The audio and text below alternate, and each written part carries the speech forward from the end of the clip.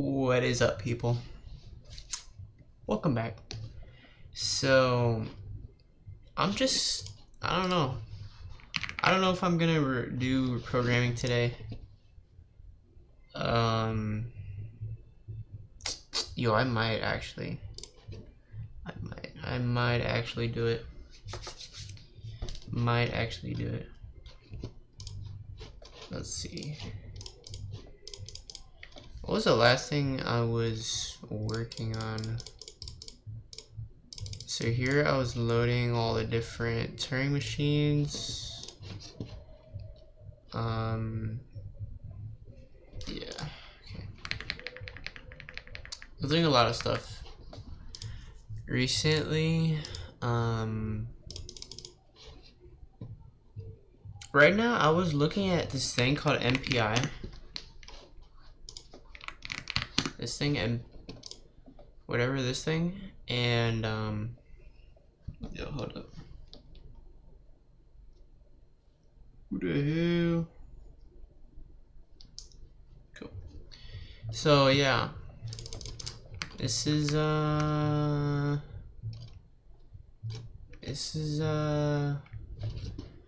probably gonna end up using this library. This is like a library to speed up or like run a program on multiple computers, or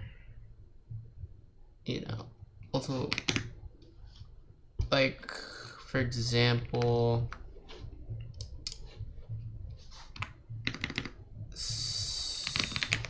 like right here. Let's hold up. Yeah, so this is like a library where it'll automatically spawn like processes for you that you can compile, right? A program that you want. And the cool thing is it's kind of like a for loop is how I think about it. It's like a for loop. You run the program, and then each program gets information of which index it's on, and then you can do stuff with that. But the point is that this is you can run this on multiple processors. You can specify how many processors you want, or like how many programs you want running. So like let's say like on this computer, for example, there's like 12 cores, right? There's 12 cores or threads on this computer that I have right now. And so I could very easily, because I got a script, right? This is the script. I go to this number and I put 12. The actual command to run it is this one, MPI run. You can just ignore that basically. But yeah, this is like N12. So like from my understanding, I don't really know much about this, to be honest. I'm just yapping, but yeah, this script, I remove this file. It's supposed to be compiled from this hello world.c, compiles to this binary, and then we run the binary with 12 threads, basically 12 threads, and you can change this to be whatever you want, 12 or 100 or whatever, because now if I run it again, it's only going to be 12 of them, 12 copies. But if the other one, I had it to 100, so it ran 100 copies. And yeah, so the benefit of this is it just makes it easier to parallelize I don't know how to say that word. Parallelize your program. So let me show you the code. So here's the code. It's pretty small actually. It's pretty small, but there's a few things happening. So here's the print statement. Right, so it says hello world from processor thing rank thing out of thing processors. So There's a lot of terminology here. I'm not really too sure. This says world rank. They talk about that. There's size, rank, processor name. Yeah, I don't know. And the length is here. So processor name. Interesting. Processor. Yeah, it says processor NixOS, rank, number, and there's 12 processors. Cool. So yeah, this is kind of like a library. It just lets you do this really easily. It's called MPI. The one I downloaded though, MPI is just like the header file. It's my understanding. It's like a standard, but the actual libraries are called different things, I think. This is a specific one that I have access to on my OS here, NixOS. It comes pre-packaged. I can, you know, they ship a version of MPIC, and it is a specific implementation of MPI. And the reason I chose this one is because this one allows you to run on multiple computers, so you can make like a cluster, and I just think that's really cool. So I just want to try it out. I want to play around with this. I was trying earlier. I was trying to make it so this would work on this computer, but also on my laptop, and like make a cluster of my laptop and this computer. But I was having a little trouble with that. I think I could do it though. Can't be that hard. I was having trouble because I was like trying to do something weird. Because right now this is Windows. I'm on Windows right now. But my laptop is on NixOS. So like interfacing between the two different operating systems, and it was just kind of weird. Right here I have NixOS running on this Windows computer, but it's like it's like a virtual environment, I think. Is this thing WSL Windows? It's called Windows Subsystem for Linux. Windows has a feature where you can, I don't know what it is exactly. It like emulates Linux. But anyways, yeah, I installed NixOS for that, so I'm running it on Windows, which is cool. So yeah, that's where I'm at right now. But yeah, anyways, so let's go back to this, because I kinda want to try this out. I want to continue this search here. So okay, so let's run this.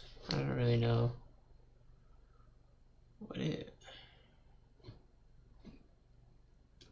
what does scribbity? What does scribbity? Let's open up. I don't want PowerShell. Oh, there we go. Why are you exiting?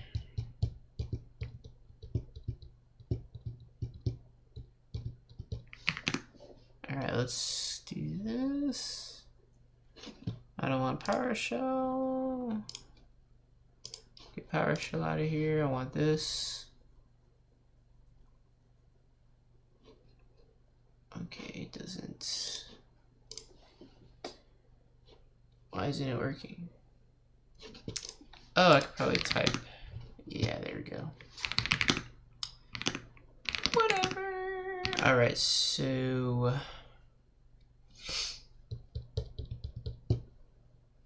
yeah. What was I doing? I do GCC main dash. Let me clean this up a little. Okay. Let me make a build script. I'm just gonna call it build run .c. So I'm gonna do that, and I'm gonna just call that remove, and we're gonna make an output here, and then we're gonna do that, and we can do that. Yeah, whoops. Man, no such file or directory. Do I do this? Oh, there's no... Oops. I forgot to get the shell. There, now build and run. There we go. And it doesn't work, doesn't it? What? Why isn't it working? Oh, I commented it out. Yeah, okay. I remember now. I remember, okay. So I remember the last thing I tried was doing a loop with the output just to check that that was working, that I could use that. And then the next thing I'm gonna do, oh yeah, the last thing I was trying to figure out was this thing. I think, yeah. Yeah, I was on this.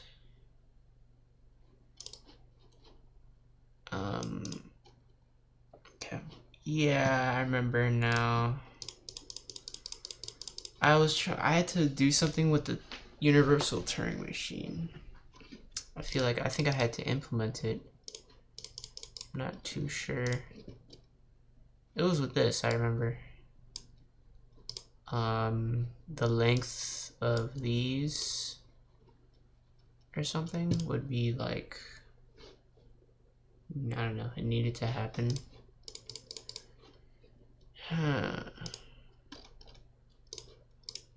So,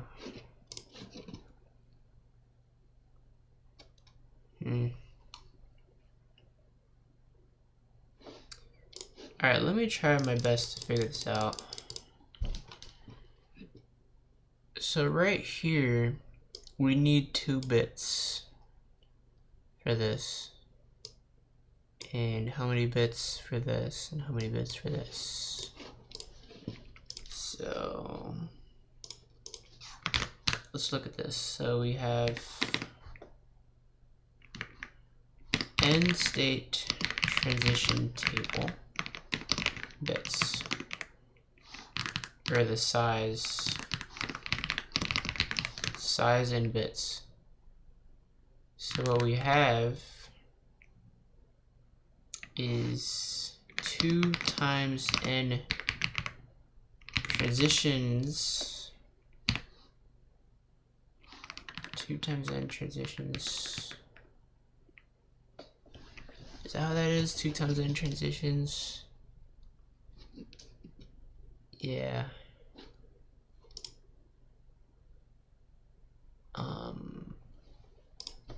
Here I'll say not including halting states. No, it has to include the halting state. Including the halting state.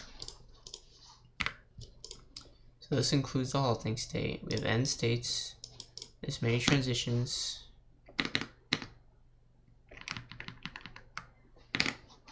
So what am I doing? This is like doing like a formula. Doing an expansion here. So there's like this equals this. N transitions. So what is per transition? How many bits do you need per transition? So each transition has, so the first one, so we have write, next state, well, actually, so we have next state and then action. Sorry. So we have those, we have n times that. So the next state needs a certain number of bits. This is weird. This is kind of weird.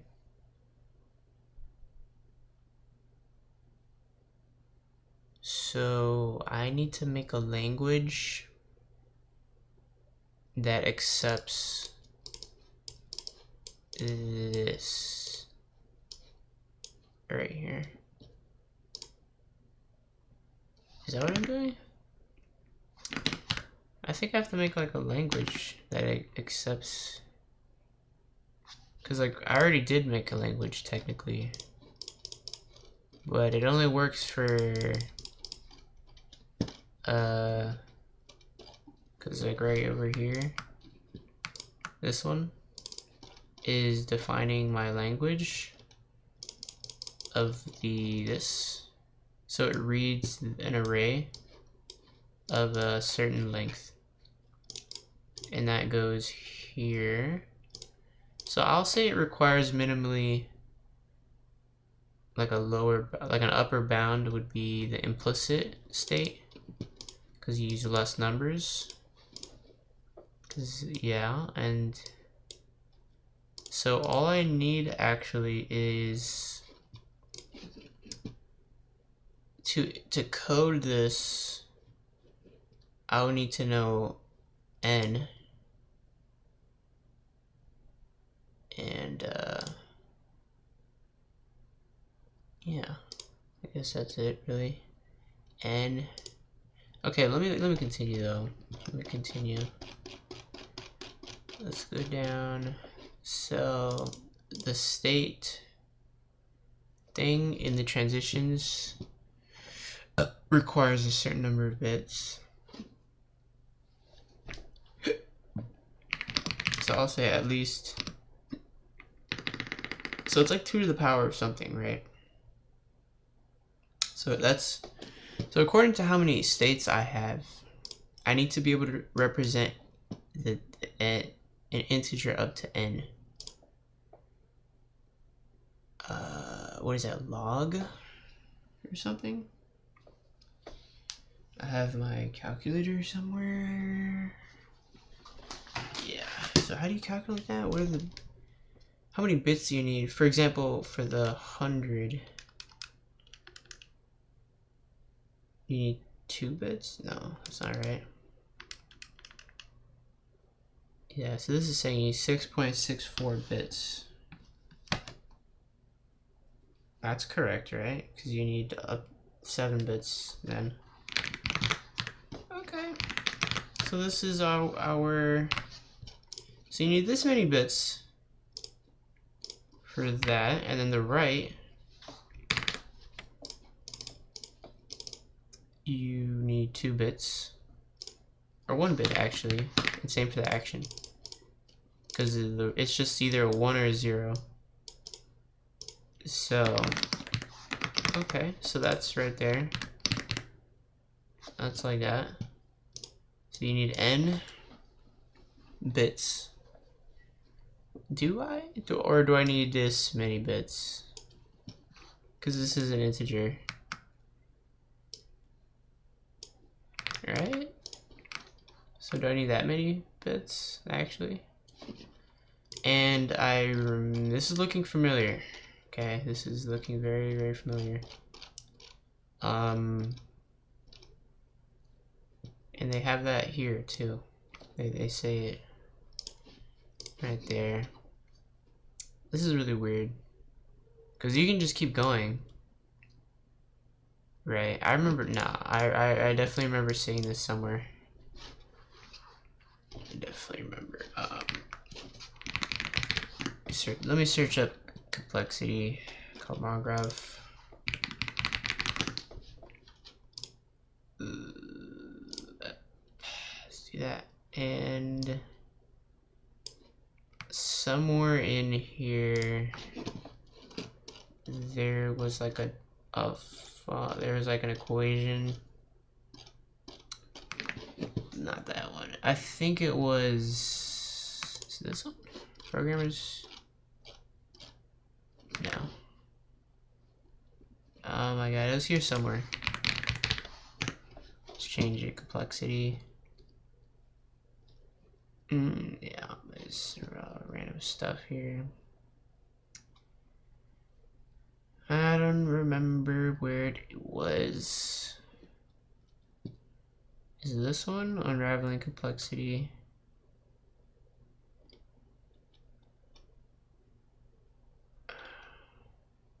Maybe it's back here.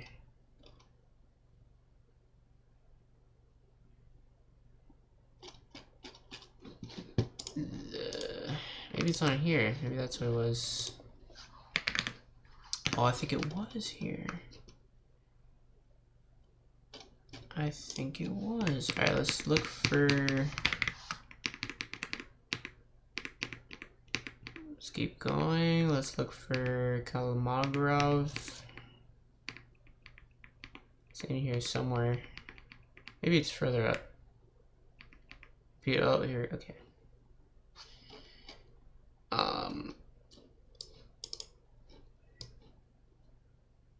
Yeah. So right here. Oh, well, yeah, okay. Look at that. We got the same bound. Right? Didn't we get the same bound kind of 2 times? Wait, did I actually get the same bound? What is this? 2 times.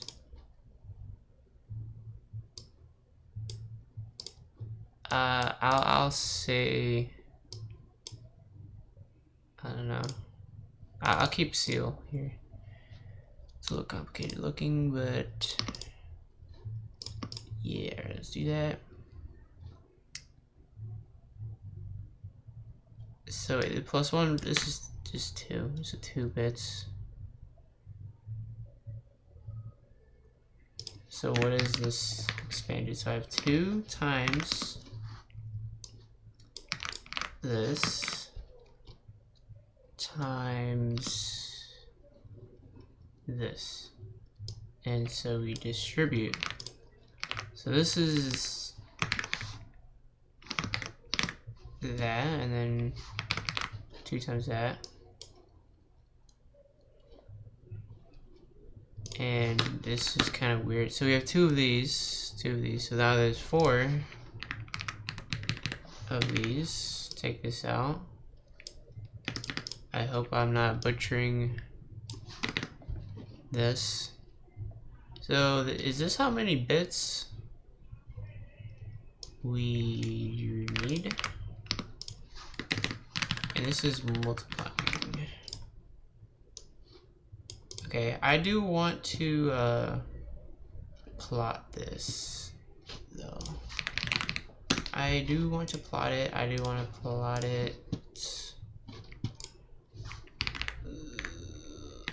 Okay, I want log base 2. Is this log base 2? Or not? How do I do log base 2? You know, I feel like it doesn't matter. Alright. So we got log x squared times 4 log x. And what is wrong here? Is this what is how I think this needs? Alright, look at that. That looks that's a thing right there. Alright, let's plot this one. Okay, they got an add. They got a different upper bound. They definitely got a different upper bounds.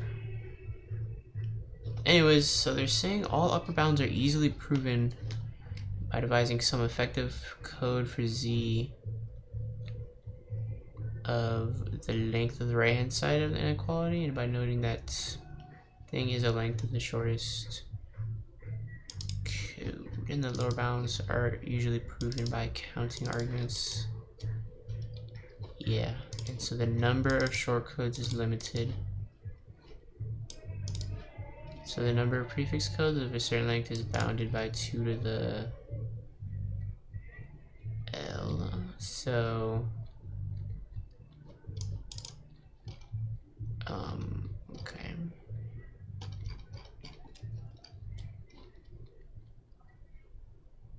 I'm just trying to look for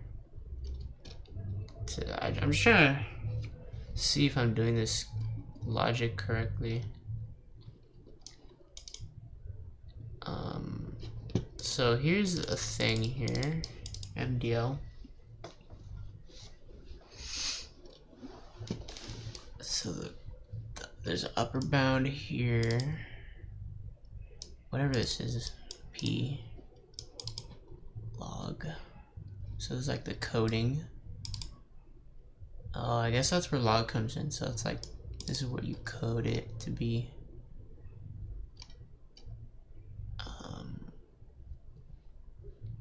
Okay, there's a bunch of stuff here. Yeah. Yeah, okay. So there's this proof here. So the complexity of this plus this has to be smaller. I'm gonna ignore that for now. Okay, so craft inequality. I heard that being okay. So coding theory. Okay.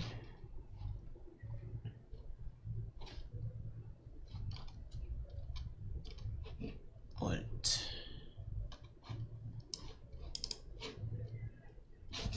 Okay, so yeah, there's an inequality here.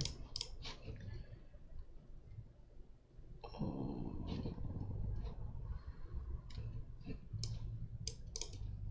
So, okay. So there's a finite number of exceptions to this? Or like a linear complexity of exceptions? Linear, asymptotically linear amount. Whatever, okay, so it says there's a source symbol from the alphabet. Oops. What the? I'm not reading that. Quantum code? Hell no. Okay. Wait a minute. So there's more stuff here. Constrained budget. Shorter code words are more expensive.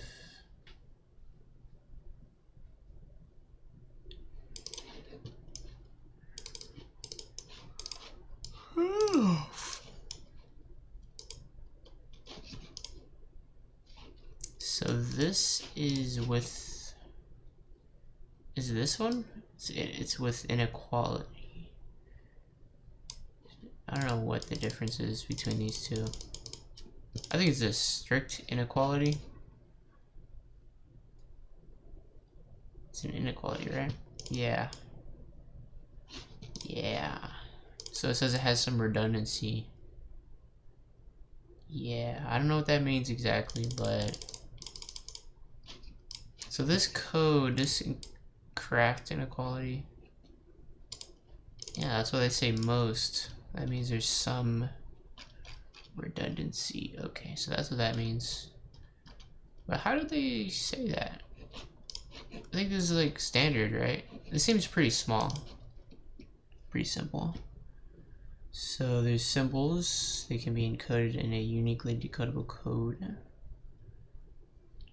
over an alphabet of size R with code word lengths. Then if you if you do R, which is the size of the alphabet, and here we only have two things, so yeah, when there's 0 to the length then it has to be smaller than or equal to 1. That's interesting. So that's the inequality. Yeah. For most n.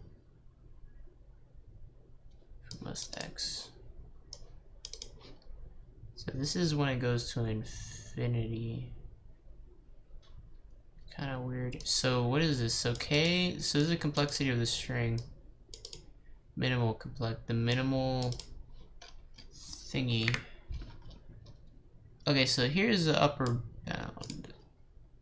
This is something I did. Okay, so this terminology, the plus, does that mean multiplying? Actually, because they did say something earlier.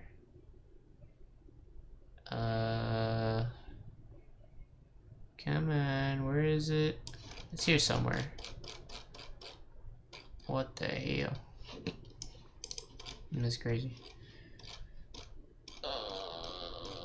Okay.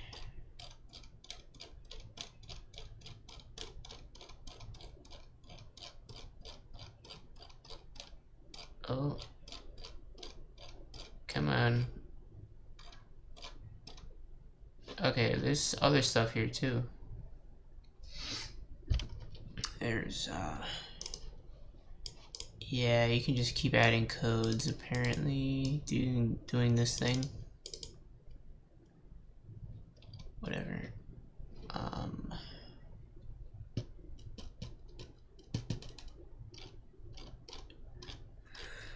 Okay, this is what I was talking about. So right here, so if it has the plus thing, it means up to an additive constant. And this means f is, yeah, I don't really know though. I don't really know. Okay, let's continue. Let's continue. Okay, so I was reading this, but there's still a problem. I was trying to devise a solution for this where you specify a certain number of bits.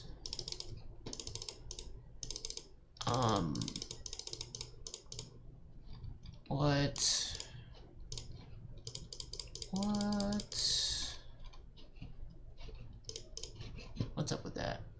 What is up with that? Do I have to? Okay. I think I need to, I needed to actually implement this, like I said I had to. Okay, so there are tapes. Oh, so there has to be a multi-turning machine. Multi-turning machine. Construction.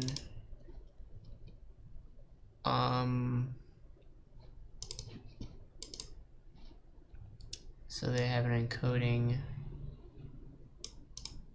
on which the states is represented by 1. Oh, so you just keep adding ones. So that's the bits they used. Oh, so at some point we just have to give up trying to make minimal code. Because you do need like a certain number of bits to, you know, represent these transitions. So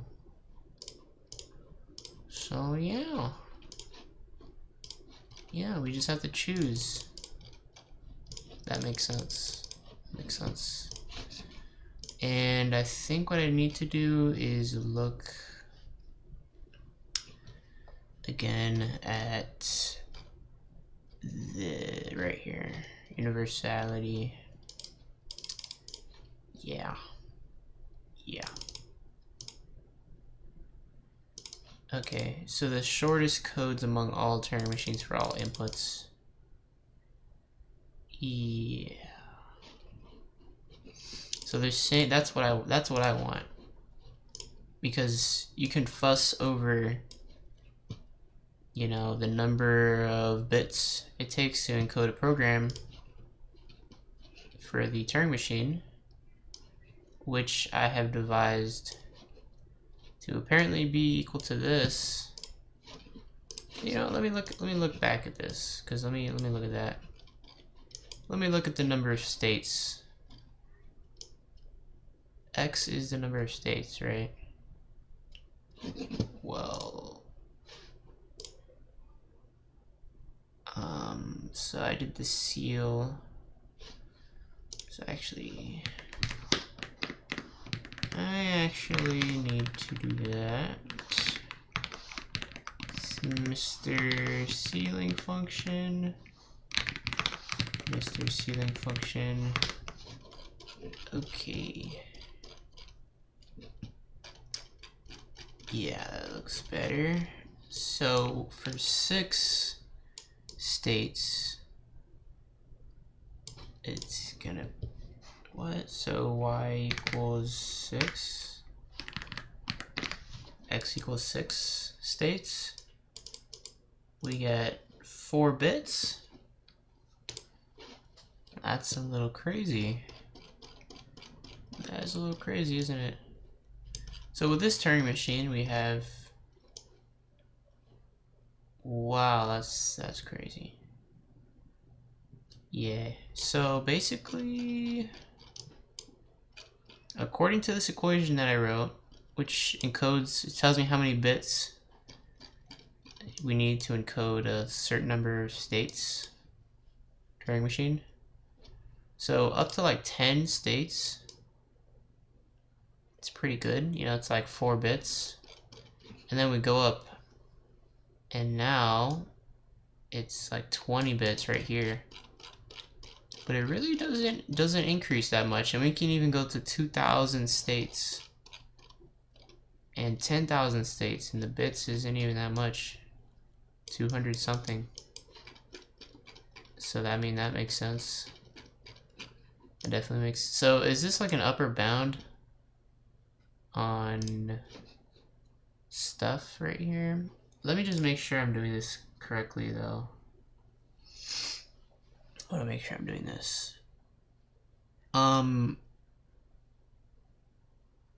Yeah. Let me do this. So the next state, there are n states, right? This is 1 bit. This is 1 bit. Alright, so that's what we got right there. Right here, we got this is 2, so n plus 2, and here we got expanding it out. So we got n squared plus 2n, you know.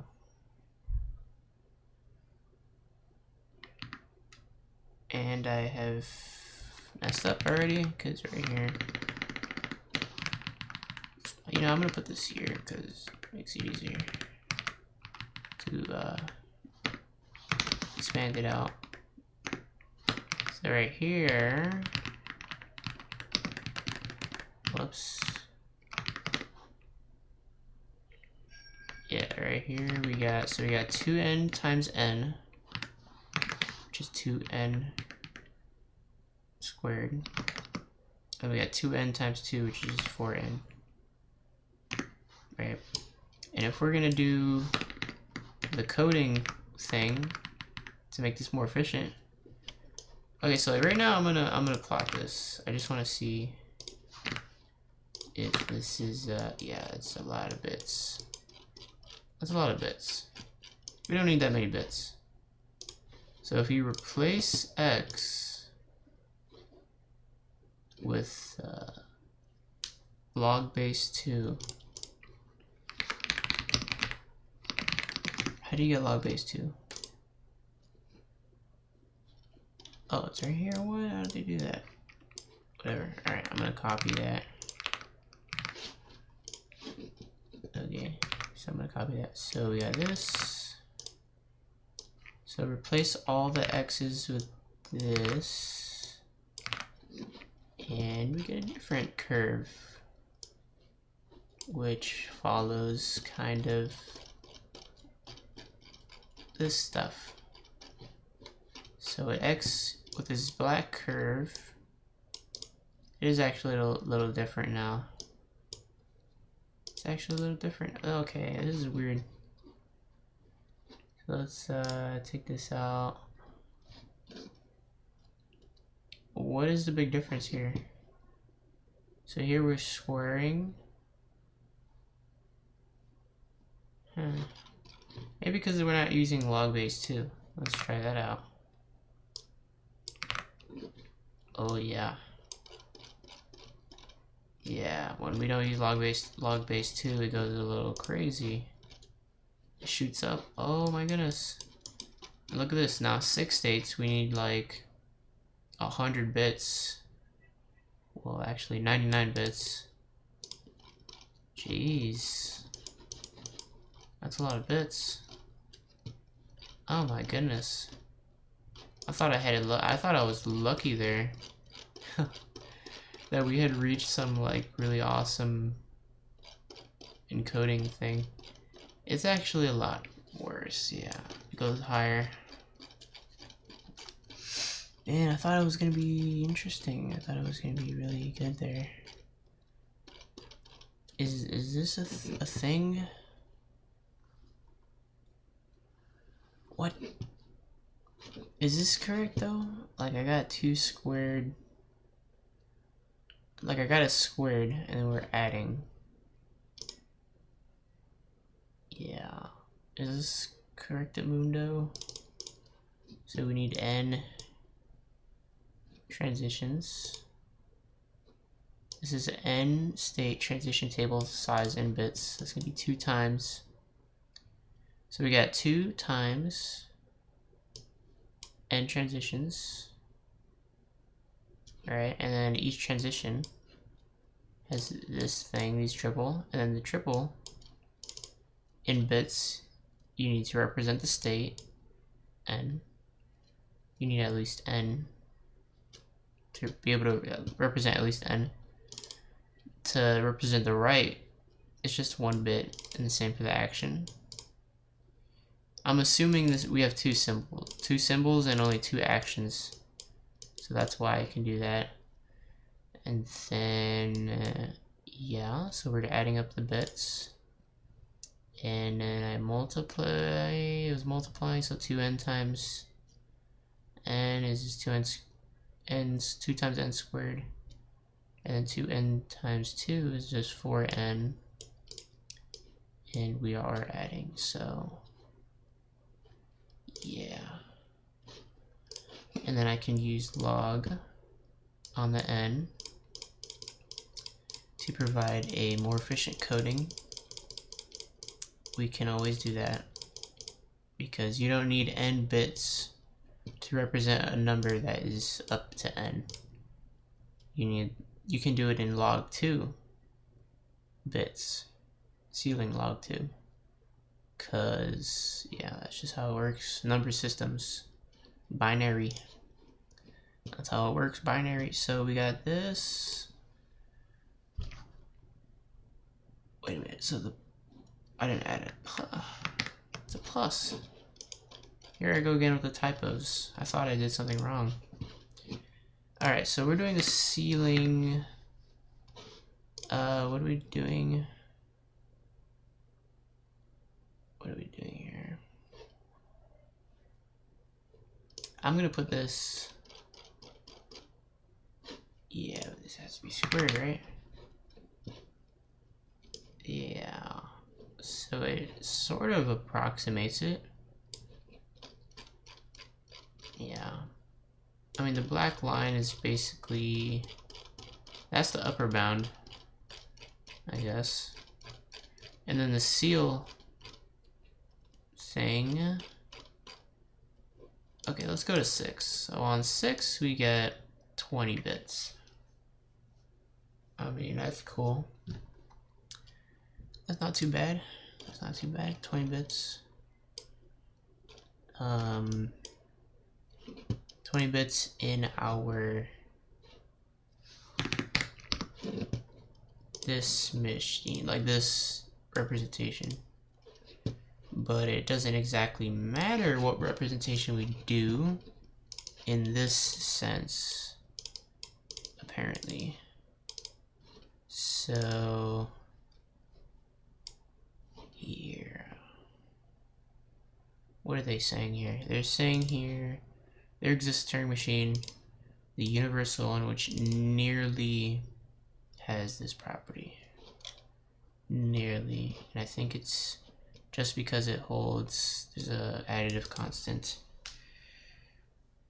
Yeah. So what are they saying? So the universality of this is apparently because of, so the complexity of a string in a universal Turing machine is going to be smaller than or equal to the complexity of the string in any other Turing machine plus this number right here. Okay. And they say that it is an additive constant, is equivalent to a constant. And they have an assumption, talking about an assumption. So this is, what are they saying? This is smaller than this right here, which is the complexity of the Turing machine in terms of the universal one. This is kind of confusing me. I'm gonna continue. So whatever. Alright, I'm gonna read this. So if P is the shortest description of X under this thing, then yeah. I think this means concatenation. I'm not really too sure.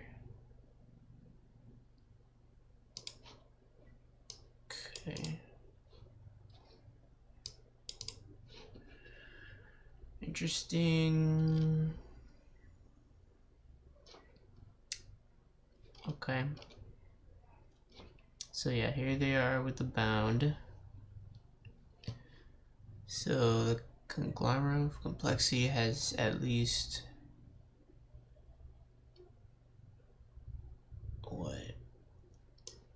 what is it? So wait, what is this? So this is a number and this is a string, right? So that is, so the length of the string, which is a number, by the way. So you can replace this with this probably, right? Log n, that'll be log x plus 2 log x. Yeah. And they're saying here times the length of the string. So this is a bound on the length of the string. So, okay.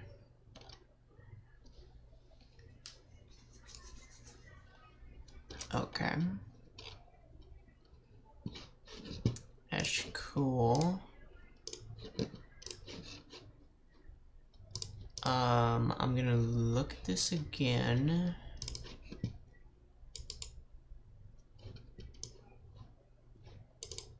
I'm gonna look at this and try to figure this one out.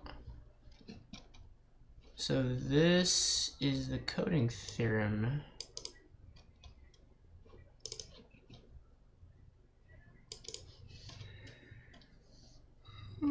Okay.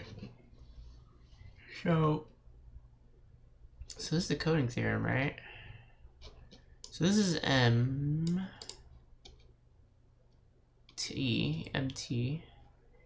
of a string is this.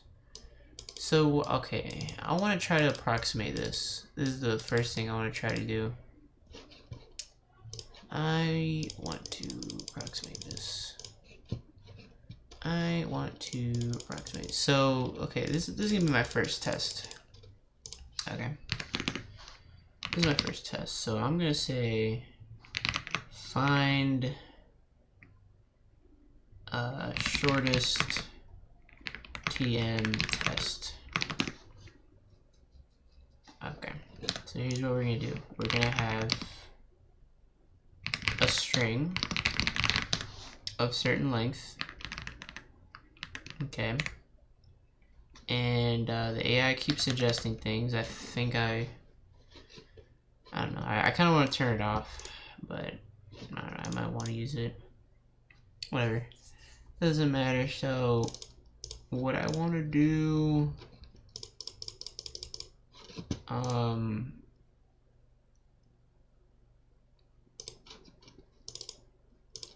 yeah, find shortest TN test. I want to try this. So what I'm gonna try to do is, this is literally, I'm just gonna try to enumerate all the Turing machines, get all their outputs, and then just check if it's equivalent to this string. And if it is equivalent, then yeah, I found it. So that's gonna be that. So I'm gonna try that. I'm probably gonna have to use string compare and stuff and whatever, and I don't know, stuff like that. I don't know. Might have to make a string compare. So yeah, while true. I'm not gonna do while true. Well, 1 equals 1. Nope. Oh my god, dude. Alright, so max states. Let's do that. So let's do like a state counter. So it's gonna start on 1, and then we're gonna say while state I is smaller than or equal to max states, continue this loop, right? And in the loop, so this is per state, so what we're gonna do is we're gonna go through all the Turing machines. So that's gonna be this one. Load, run, hold, all Turing thingies. So I'm gonna just copy that right there, and I'm gonna do the do while variant. Right, am I gonna do that? Nope, I'm just gonna try this. I'm gonna do while. I'm gonna do this, but inside of the loop, I'm gonna do some things. So first thing I'm gonna do is Turing reset. Here, I'm gonna do change state number to state I. Right there, and then this, maybe we should start on 2, because 1 state, that's kind of weird. That would be only the halting state, I guess. Nah, I don't know. But yeah, so right here, what does this do? Load, run, halts, or busy beaver next machine. And I just want to check if it halted, and then if it did halt, I want to compare the string. So that's right here. modifies this, right? Can I do that? If run halted, run until, how do I, what exactly is happening here? Load, run, halt, or busy beaver, next machine. So this resets it, loads the machine from the triples, runs the machine, and then tells me if it halts. And yeah, it'll return once it reaches the last one. So that kind of makes sense. So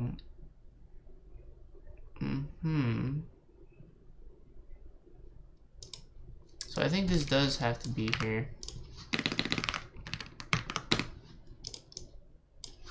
So this will do turn reset. It'll run the first time. So we are going to check all the turn machines. And then what I'm going to do is in here. Okay, so I'm going to say if run halted equals true. Jesus Christ, dude. Okay, I gotta turn this off. Man. What is the deal with this AI, bro? Autocomplete.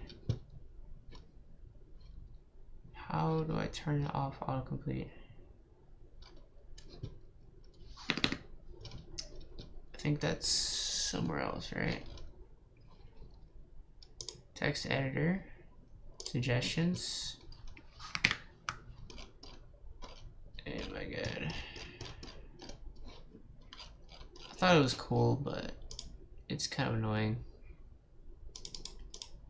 How about this? Configure code. How do I turn it off? Oh, here we go. Disable. Yes. Thank you. Yes, there we go. Oh, I can click this button. Yeah, and turn it off. You can snooze it. That's funny. Oh well. So yeah. Anyways, so I run the machine. If it halted, we're going to compare. Check the output. So we're gonna check the output. That would be somewhere. I have an example. I did it here and here. So these are two equivalent ways to check it. So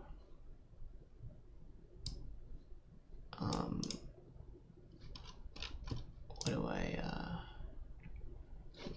let's try something. So string compare. Yeah, so we can check in the strings, seeing if they're equal. Okay, so I don't really know. I don't know, bro. I think I want to do it myself. So let's just write a little quick. You know, can I use string compare? The thing with string compare is I don't know if it works with because I don't use char. I use int. I think. I'm not sure. Like on the tape, yeah, the tape is int. And maybe I could put char, but I don't really want to do that. I don't want to deal with that, you know, messing with that. I'm looking at it right now, actually. I feel like I could actually do that. Not too bad, actually. It'll take up less space as well. So okay, let me try that. Let me just try that. Let me change that to be a char. And then here I will comment that out, and then I'll do this. Let's go back to the terminal, redo this. Okay. What the heck? Well, it's not working. Some type of overflow stuff is happening. Yeah, right here. Yeah, right here's not. What is it? 114. So this. Oh. Yeah. Duh. All right. Let's. Those are gonna be chars. Let's do. Okay, it's back to normal. Yeah. Okay. Easy peasy. So now we got char going on. And now that we have that, I'm gonna go back to this. I don't know why I don't know why I commented this even in the first place, because I don't even think it would have made an error or whatever. So right here, so we load the machine and then we run it, and here we know it halts, and now we can just string compare. We can just string compare. So yeah, I want to do string compare, and I think it's this one, string and compare, because I just want to compare a certain number of characters. I don't want the algorithm to like auto determine it based off null terminating characters. So okay, so we got string and compare. We do what? N and 2 maximum number of characters to compare. So we put the 2 strings and then the length. Alright, so the first thing I'm gonna check is the length of the string. If it is equal to the length of the tape. And that's gonna be the first obvious thing. So I'll say if length, so only if the lengths are the same. Only if the length is the same as the output size. Okay, they have to be the same length. If they are, I think I'm just gonna print it out, perhaps, and then break twice. I don't know, or return probably. Just found shortest string, and I'm gonna print out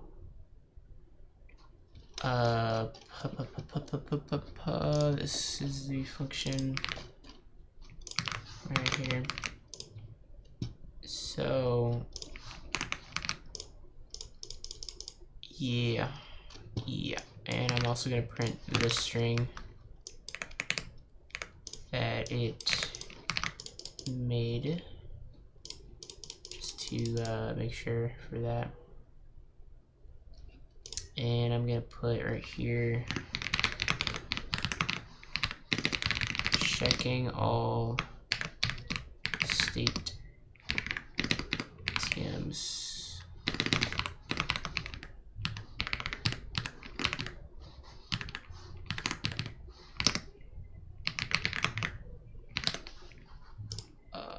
Yeah. Okay. I think this is gonna work. Let's try it out. So let's just keep that there. Why not? Let's do this, and the string we're gonna do, test string, is gonna be 0 1 1 0. That's gonna be our thing. So I'm gonna call that 4, and I'll put 5 to be the. I'll put 4 to be the maximum for the checking thing. Oh, that's a lot. Never mind. Okay. Whoops. Yeah, obviously I have to increment this. Right? So you gotta increment. Oh, did it do it? Is it even equal?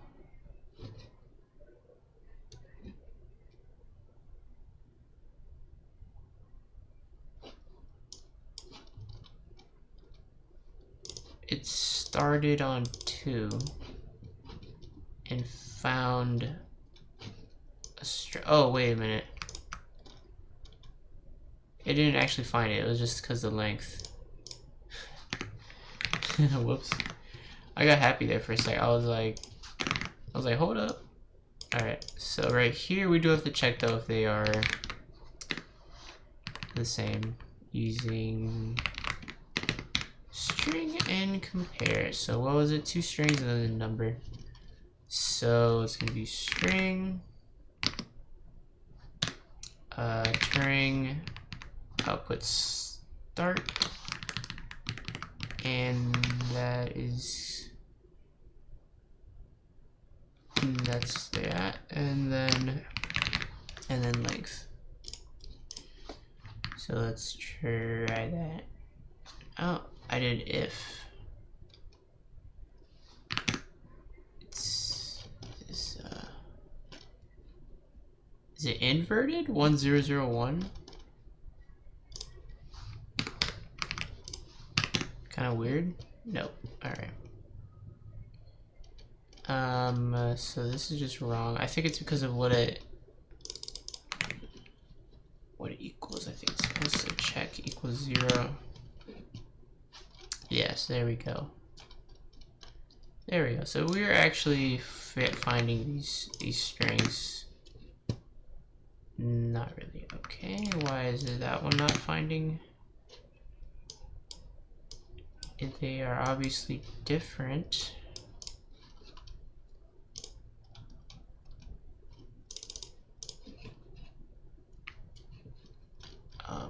Why don't we start with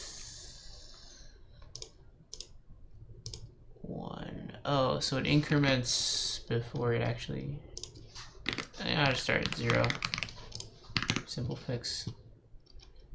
So we check all the 1-state Turing machines. There's not many of them. And then we check the 2-state Turing machines. And then we find the string that isn't even the right string. Why is it not even the right string? What if I do this? Does that change it? Okay, that's weird. That is kind of weird. I think something's happening. Something is happening here. Maybe the string compare? Maybe is this? Is this correct? So we put the tape. T-tape plus leftmost I. Okay, what if I do that? Which seems weird. Yeah. It's like full. Okay. It's. Nah, that's weird. What's up with that? It's doing 1001.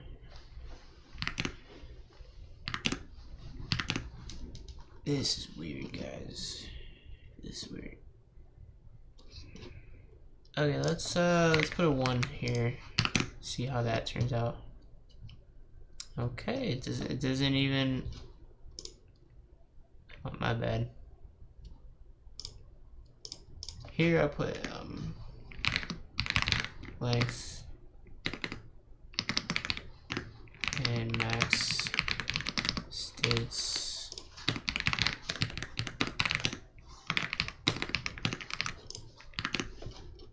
this is gonna be 5. Oh no.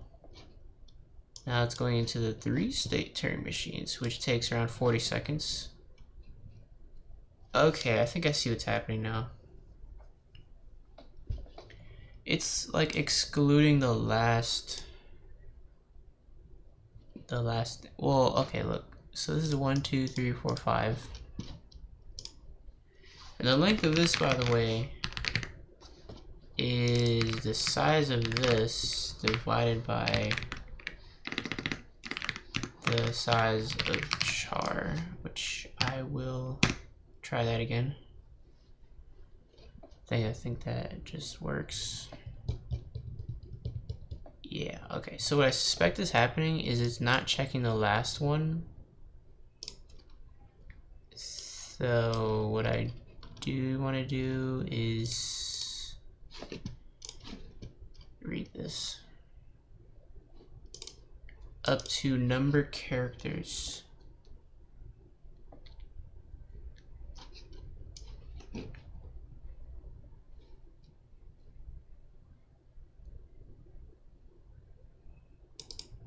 Okay. Oh, it says until a null terminating character is reached, it will stop. Okay, so is there a way to just compare to memory? Compare to generic arrays? In general? Is there like a standard thing for that?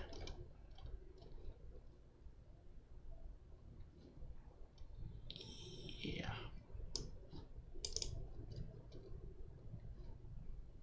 Yeah. Yeah. Close enough. That's funny. Alright, well, I kind of figured that was gonna happen. So I can't use string compare, but I will make another function called like array compare, I guess.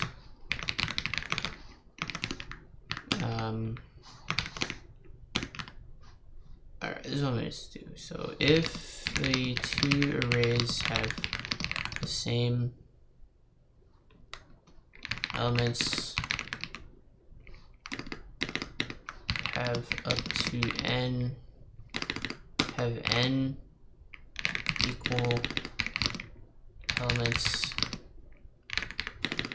return t true, otherwise return t false. That is what this does. Yeah. So I'll call this A, call this B, and then it has that. And I'm gonna just so if they're equal, I'll put the true, and then yeah. So let's just fill this in. So yeah, we're gonna do this, and we're gonna do int I equals 0, I smaller than n, I plus plus. So it's gonna be right here, and it's gonna be right here. And I think this is pretty straightforward. I think this is just how it works. So we just check if they're not equal at a certain index, then just return false. Simply put it simply. So I hope this string is generated by one of the Turing machines. Yeah, it is.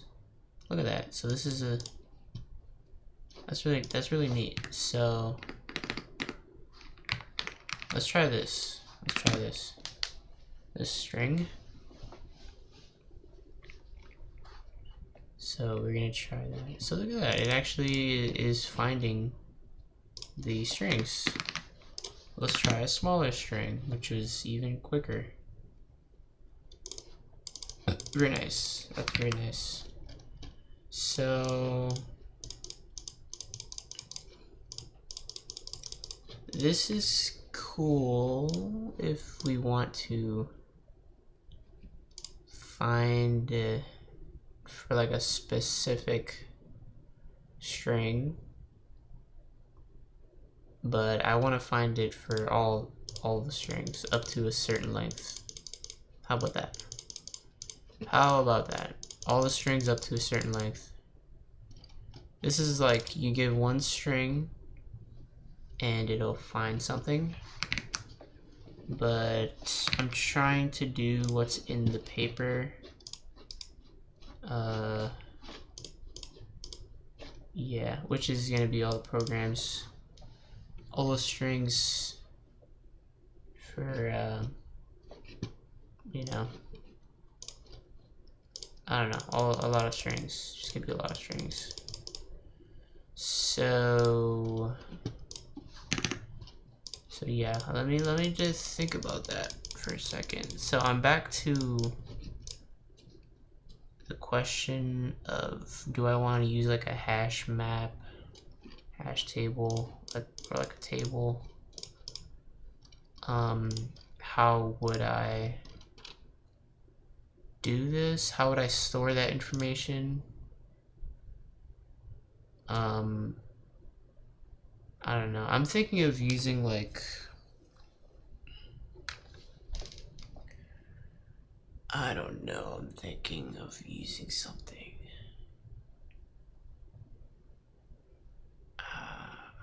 It can't be that hard. I mean, it's binary strings. It can't be that hard.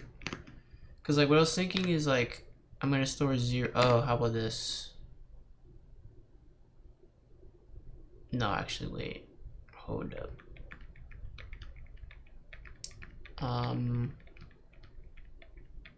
this is what I'm gonna do. So I'm gonna have, I want to construct an array, and it's gonna be just binary strings of a certain length. Right, so binary strings of length 1, right? Which the possibilities for that is just straight up 1 or 0, right? 1 or 0. And you know, if I had 2 bits, you know, it's 2 to the, it's just 2 to the second power amount of like things you can represent. But how am I gonna store this is my question. What I was thinking is this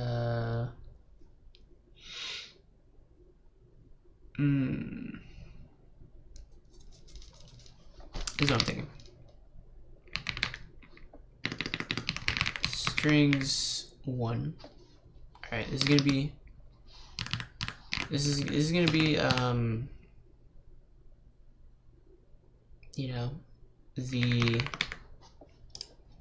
this, right?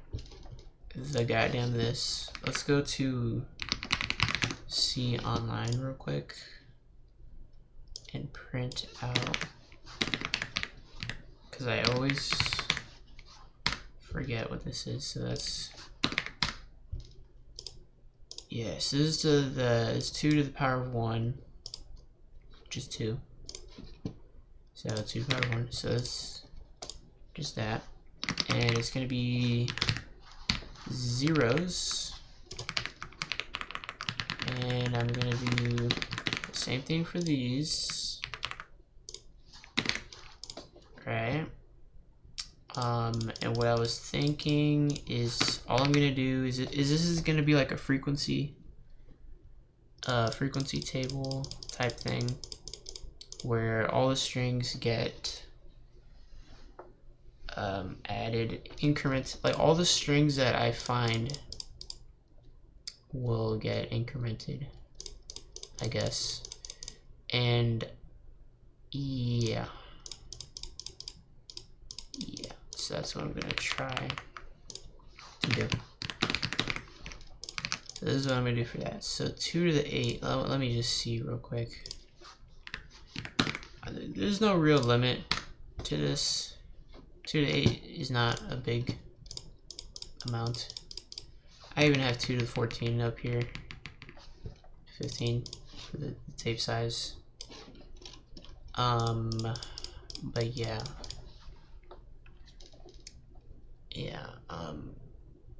This is a hint that maybe I should be. This is kind of weird. Should I make a macro for this? Because I'm gonna need a few of these tables.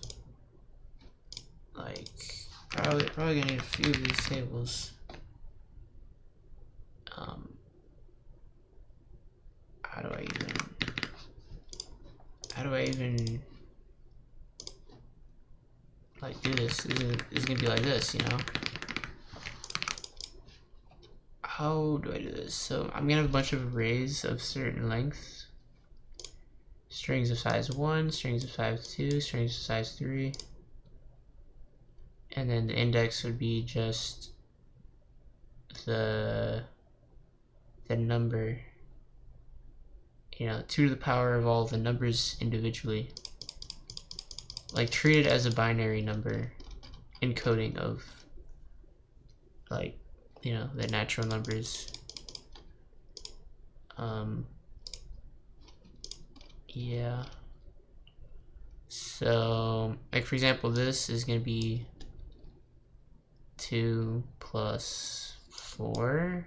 I mean, 2 plus 8. So this is 9, right? Is this 9? This isn't 9. This is 1, 2, 4. This is 5. This would equal 5. Let me give myself a sanity check and do that on the calculator, because you never know. Yeah, it is 5. Okay.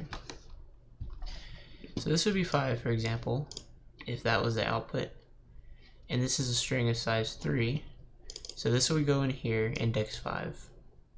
And we would increment, you know, by 1 whenever we encounter this string in this loop, I guess, or I don't know. Okay, so this definitely needs some type of something.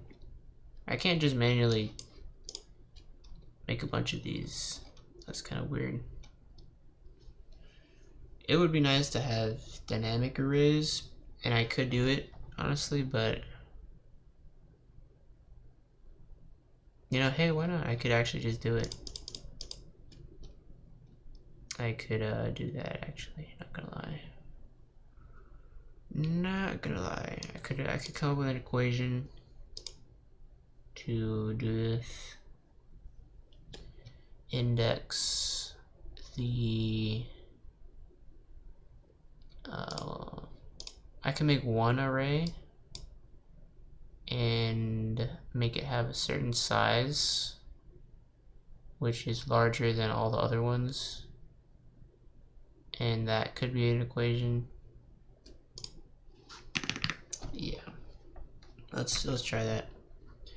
So that would be, so we have like 2 to the 8. So if I wanted to encapsulate all of these into one giant array, I would do like a flat array, probably. So string frequencies, right? And yeah, so it would be this plus this plus this plus this. So what is that? I don't know. Maybe is there a way to add a for loop type thing where, like, in here is a look at this, guys. I can make a constant. Totally forgot that was a thing. Can I do that, please? Ah, it is a constant. Come on. Do I have to do this? Is it before?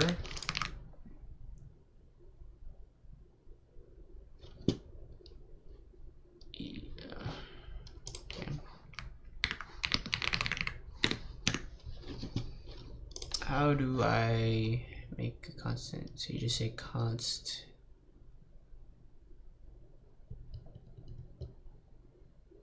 Yo, I mean, const goes before. So this is correct. It's giving me an error though. I want to continue. I'm gonna build it. Okay, fine. Fine. Variably modified string frequencies at file scope. I don't think so. This is a constant, but whatever. Whatever. Cause okay, does this have to be a char or something?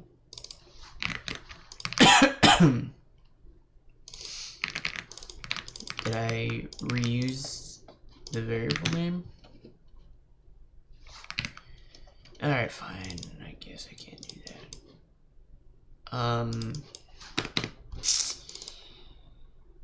What do I do? Do I derive a formula? Do I dare derive a formula? Is there a macro for this? There's gotta be macro. It just totally has to be macro. Because what I want in here is one, like, so for example, if I did like this, I would like this to be n plus n minus 1 plus n minus 2 plus all the way to this one. This is what I want. I'm not sure though how to do this in between this behavior with macros. So I'm gonna try this preprocessor. Oh my god, there's an actual thing.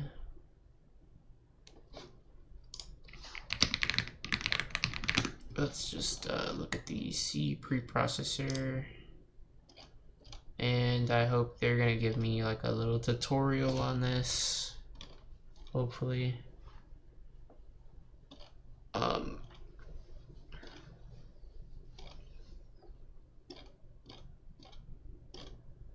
There has to be like something, bro.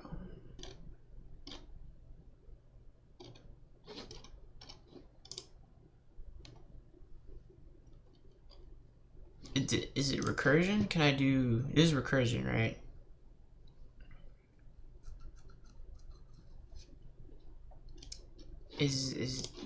Can I do that?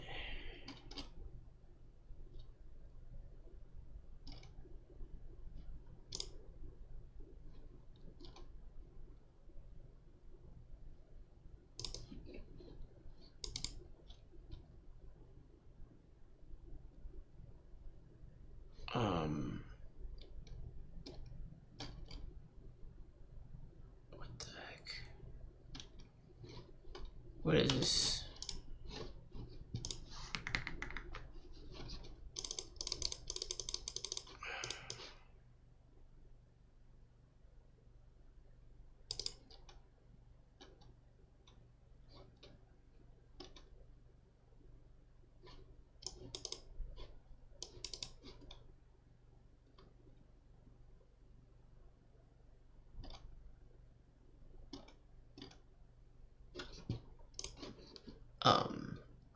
Okay, I think there's a formula. I could just do some formula. There's probably a formula for this. I don't know, or something. And I could put that into a macro. So I think I have to do that, I guess. I don't know, bro. Is it, oh my god, is this even true though? Can I do like a for loop? Repeated, is there like repeated macros? Is there a thing? Is there a thing for this?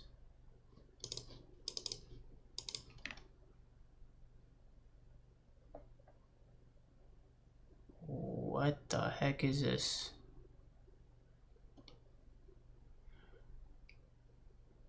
Wow, that's weird. There's a library. I don't wanna. I don't know. This is actually, this is a little hilarious right here. What? So there's a 10th place, a 9th place, an 8th place. This is insane. Wait. So rep 907 times a certain string. I don't want to do that, a certain string. I want it to decrement. Can I represent this using those macros? Can I do that? Like n-1. Nah, bro, I think I just have to do it normally. Alright, let's try something. So we have 2 to the 8th. So 2 to the 1 plus 2 to the 2.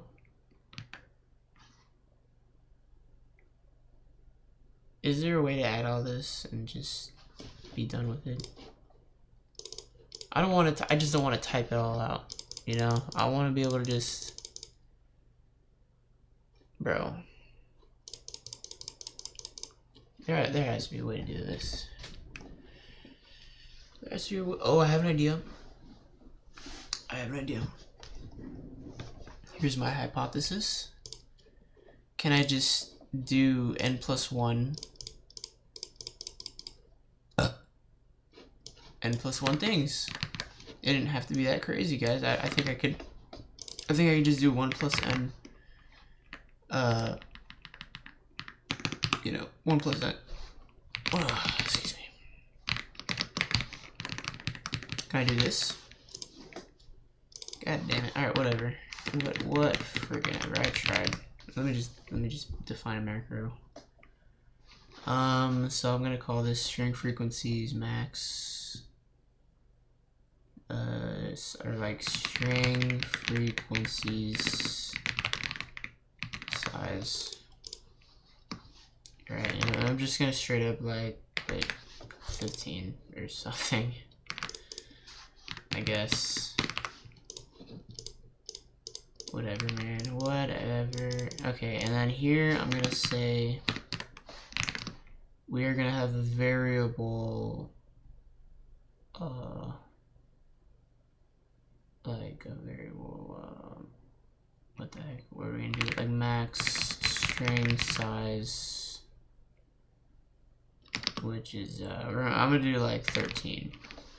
I'm gonna do 13, because I don't know. I don't know. Let me try this out on the calculator. Is 2 to the 15 greater than the sum of like all this stuff? So from 1 to 14, 2 to the x. Oh my god, it actually. What about you do to the 20?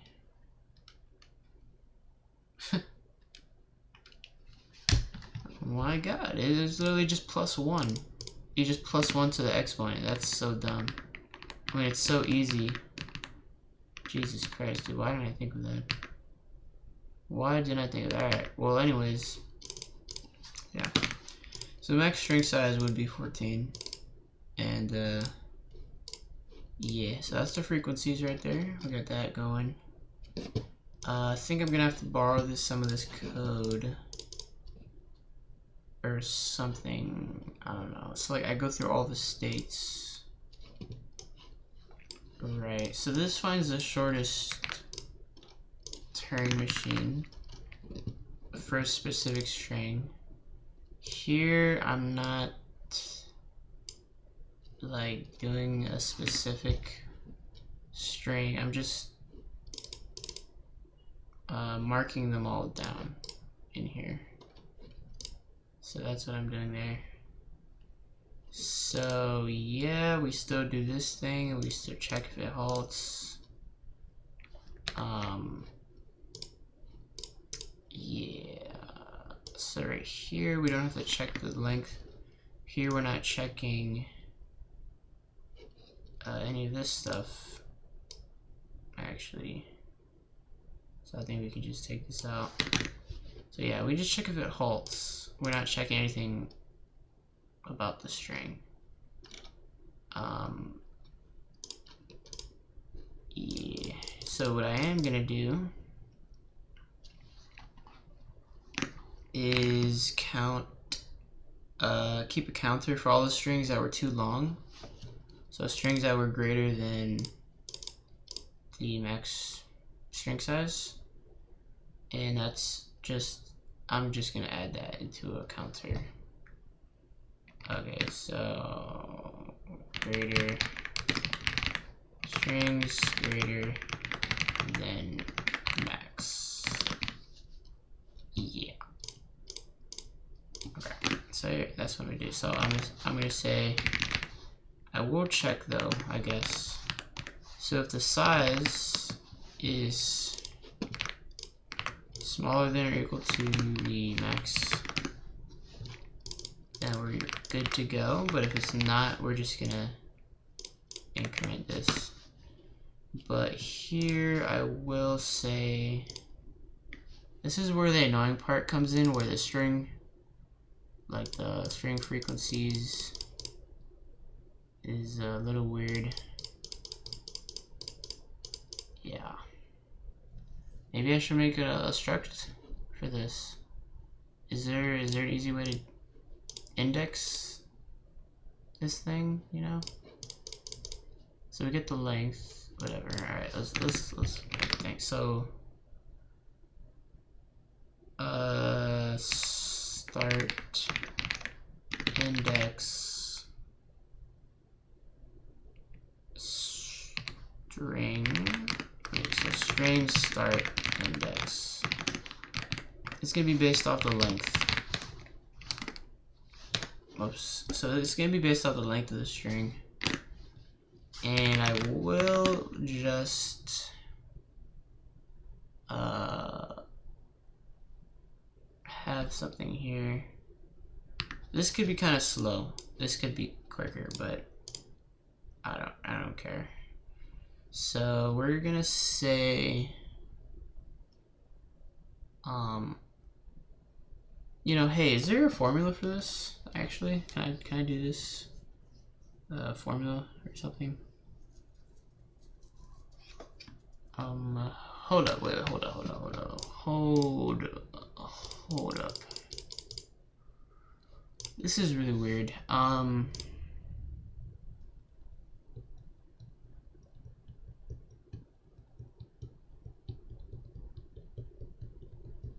So this is an int. Right, so 32,000. So how do what was my vision for this again? I did the string frequencies.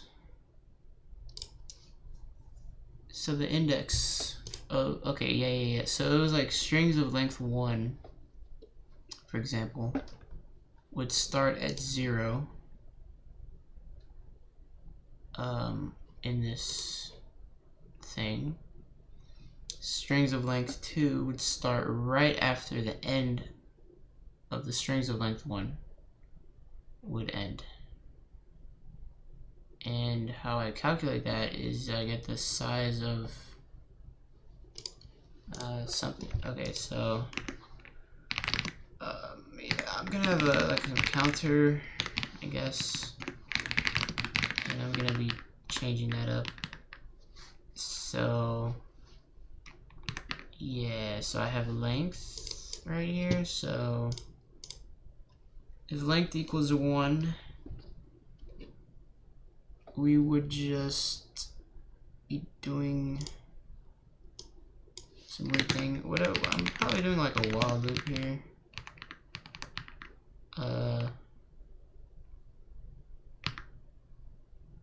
What am I doing? So this is a counter. Nah, I'll call this like the index. we're gonna do the index. I'm gonna have another thing here. What is this counter? How am I looping through this? Oh my god. Nah, this is definitely a while loop. Like a for loop. This is definitely like a goddamn for loop, bro.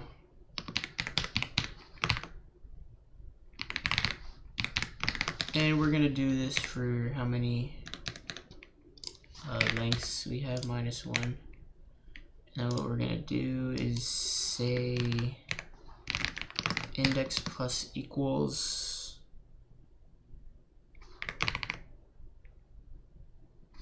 that. Is this what I'm doing? I'm just, you know, I'm just eyeballing it here. I don't really know if that's like the case. So I'm gonna do a little test here. So yeah, this should return 0. And that returns something a little different. I think. Okay. So hold up. So length 1. Okay, so that makes sense. No. Okay, this is not 3.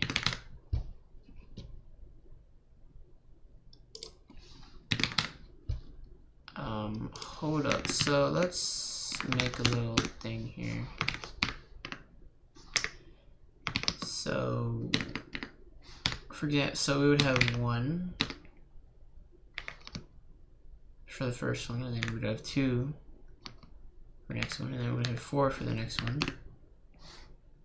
And that's 1, 2, 3. And then so where the indexes would start, it's gonna be 0, 2, 6. Right? 0, 2, 6. That's where it should. That's what it should be. So this one already is. What's going on here? What's going on here? Length? Maybe because it's doing this. Is there something here that I should be worried about? Why is it not doing it? So this is supposed to be the beginning of the array. Why is it? It's supposed to start at 0. Like the first thing should be 0. Right? Are we supposed to like subtract 1 from this? Let me do for loop and go just do all the, you know, all the things. All the things. So we're gonna do that, and yeah. So I'm just gonna see where this leads. So 0, 2, 6. This is like 3. What? Maybe it's like the I starts at a bad length. 0, 2, 6 does appear here, and this is 8 right here. This yeah, so 8 plus 6 is 14. So this is actually correct. We just need to like offset the first 0 needs to go away. And how do you do that? How do you do that? How do you do that?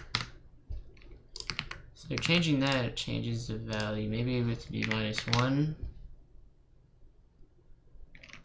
That changes the values as well. What is this though? This is index. We started 0. We say right here.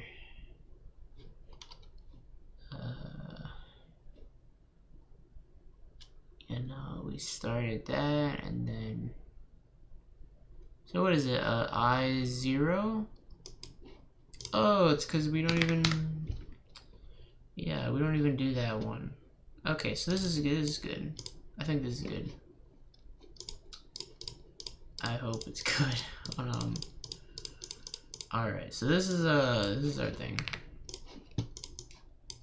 This is our thing. So it's pretty dang close. What did I put? Really? Was that the link? What did I do? Oh no, put some 1 here. Okay, so this is from. God damn. Okay. Length greater than or equal to 1. That's what we're gonna deal with here. Yeah. So length has to be greater than or equal to 1. This is gonna be the index for the string, and then we're what I'm gonna do is what do I do? What is this? The bits. This is gonna be the bits. So we are gonna convert convert num to binary string. Right, and we're only gonna allow a certain number of bits, right? So we're gonna have the number and bits that we're gonna do. So this is gonna be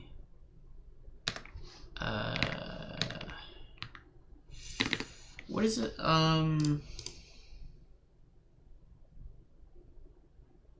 No, this is just weird, guys. This is weird.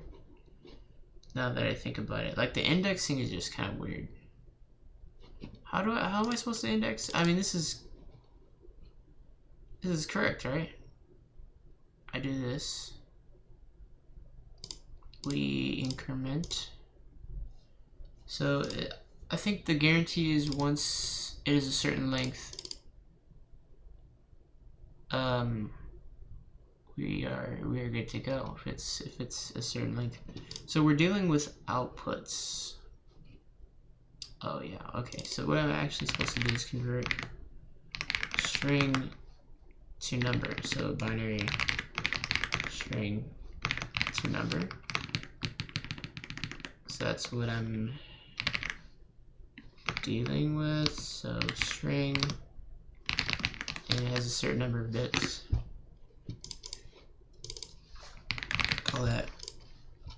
Call that length. And this is going to be treated from the right to left. Right being the lowest bit. Yeah. So yeah, put in a binary string, convert it to a number. And then what we do is we do something with that. I'm not really sure actually what we do with that, but I'm kind of losing track of what I was thinking of with this right here. I don't know if this is great. I don't know if I'm making this more complicated than it needs to be, but I'm gonna continue. I'm gonna continue. So how do we index this? This is right here. This is a string.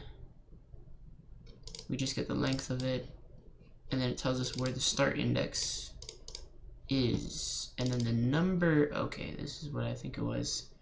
The number is what we add to the index, and that's what goes into this right here. So I get it now. Okay. Yeah. So I'm gonna add that right here. I'm just gonna start that off before I even implement this, because I think I'm about to forget this. So right here we got if the size is smaller than or equal to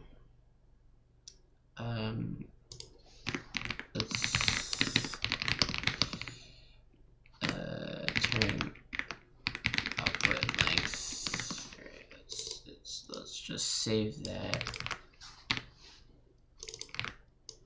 I guess. No, I'll call it output length, because, yeah. So the output length. So if the output length is smaller than or equal to the max string size, which right here we got 14, then we just simply increment this, but else we can give it a little more precision and go into the string frequencies array and do the special thing right here, which is we get right here based off the length, and then we do this, which this is turning out to be really weird. This is turning out to be very long, but okay. Let's split it up. So let's do number value. Yeah, so let's put that there. So this is turning out to be very weird.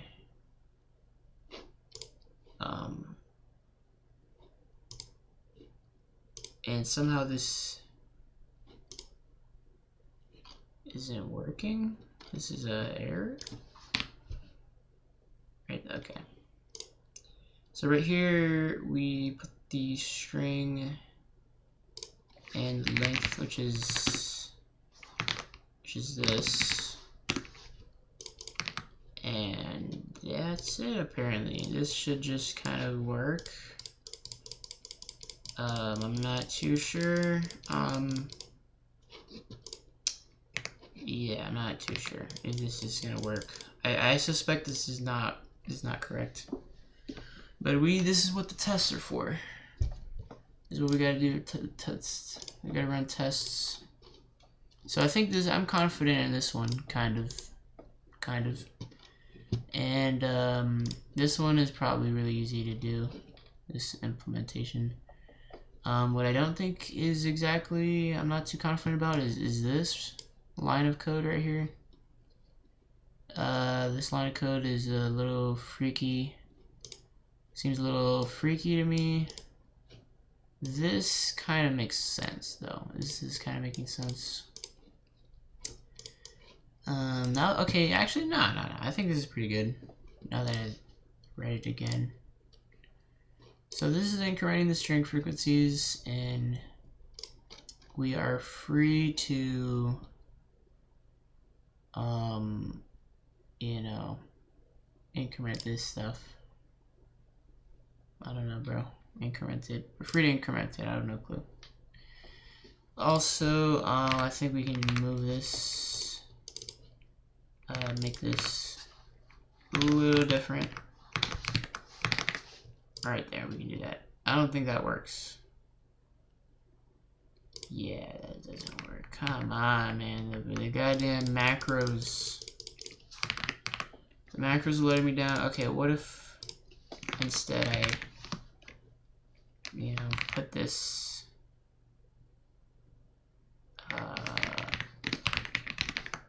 right there. So I'll put that to be right there. There we go. So I'm gonna do that.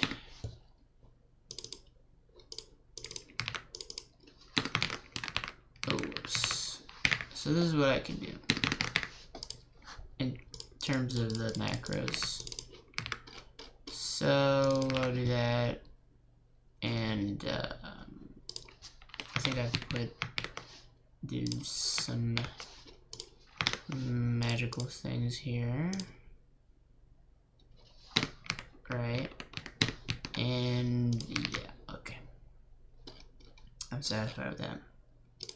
So I think this is turning out to be pretty nice. I'm kind of confident in this. This stuff, I'm not too sure about the looping. No, that's pretty good. So okay, let's just do this right now then. All right, so this algorithm is pretty straightforward, I'm guessing. So yeah, we're just gonna have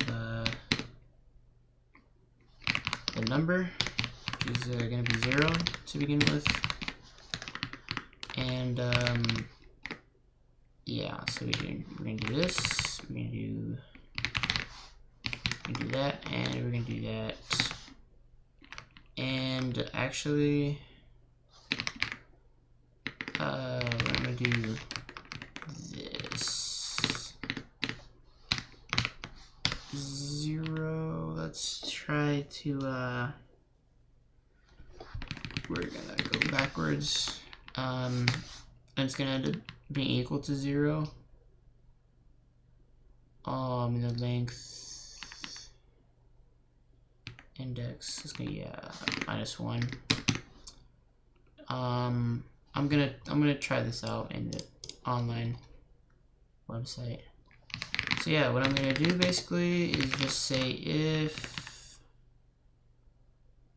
a string at I equals a 1, then I'm going to add increment number by 2 to the power of something. Oh gosh, well, that's gonna be annoying. I'll put, can I do a comma? Can I make j equals 0 in j increment, and then I do j? I've never done that before in for loop. So this looks pretty weird, but this looks pretty weird, I know, but I'm gonna try it out. So here's what I'm gonna do. So I'm gonna convert a binary string, and so something, oh god, what do I call it? Okay, I'm gonna call that right there, and this is gonna be that, and then I'm gonna call this is gonna be a string. So we're gonna have, what are we doing? Is this even correct? Binary string? Is this so the outputs?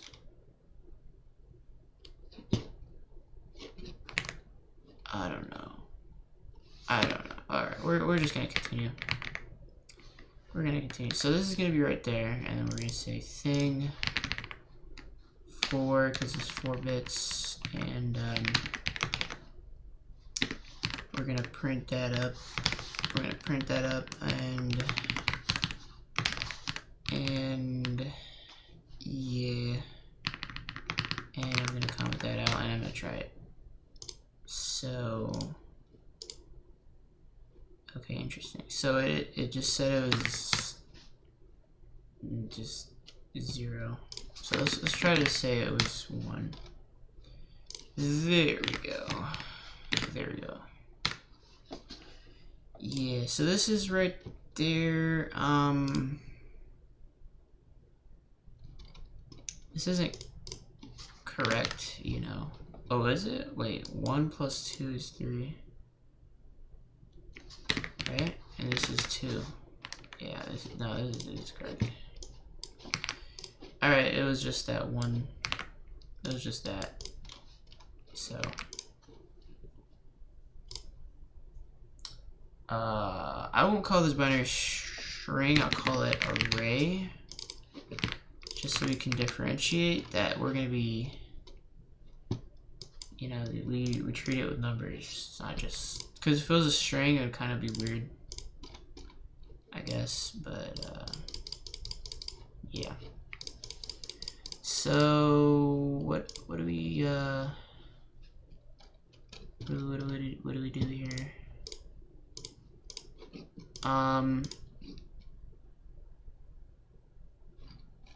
Yeah, I'm gonna have to rename this. Do enumerate Turing strings test. Yeah, so we're gonna do that, and yeah, I don't know. I'll do that. I'll say that. I'll put max states in here. So this is so what this is gonna do is enumerate all the Turing machines up to 4 states, not counting the halting state. And we are gonna do the thingy where all the strings go into here. And in this array, all the strings go into this array, they get counted, and yeah, so I don't know.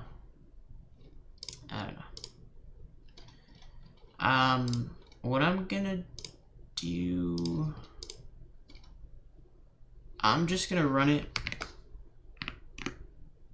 and I'm just gonna run it and see what happens. It's not supposed to print anything, because I didn't print anything, to be honest.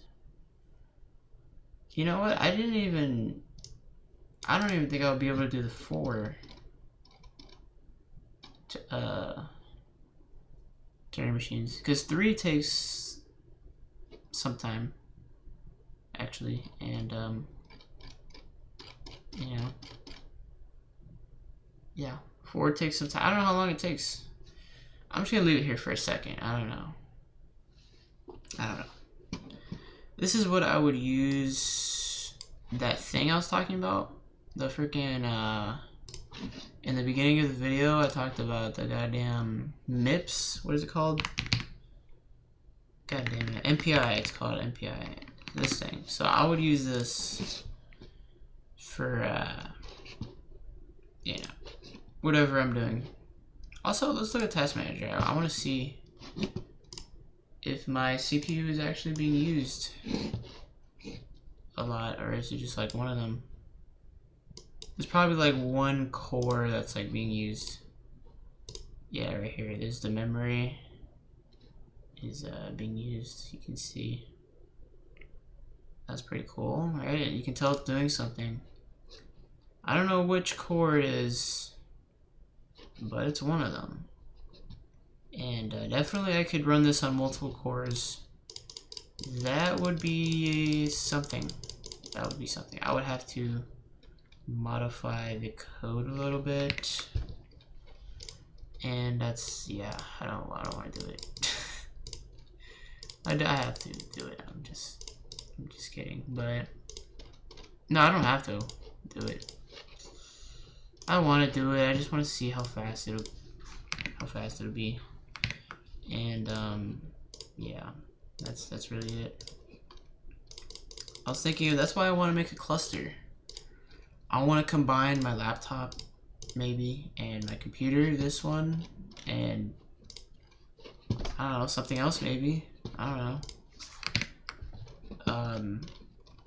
For something, dude. I don't know. I just want to try it out. See what happens. But yeah, I just need a little more experience with it because I don't really know what to do with it, because I don't know, bro. I mean, the end result would be probably this array, perhaps, and then I would have to maybe transmit the array, and that would be pretty easy, I guess, to do. That would be pretty easy to do. I would have to find a way to like change the workflow. I don't know. Like, how do I assign different computers, like different Turing machines to calculate? I don't know, but I could probably figure it out. Alright guys, this is taking forever. I don't know if it will even stop in like within an hour. Like it'll probably take a long time. Alright, you know, I'm gonna stop this one. I don't want to do this Turing test. Okay, so okay, what? It says checking all 4. Why is it checking?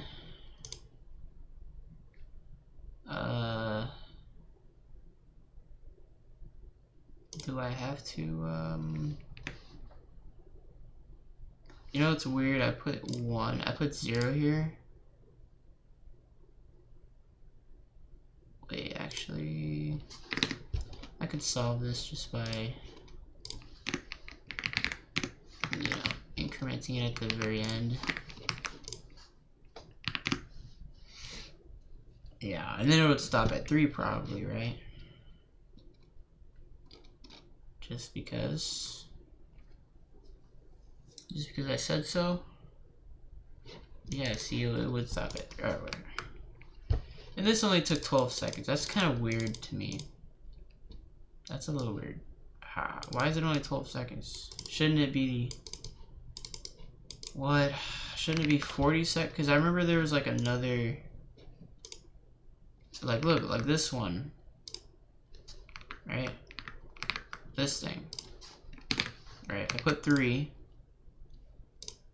And I do this little test. Alright. How long does that freaking take? It took, I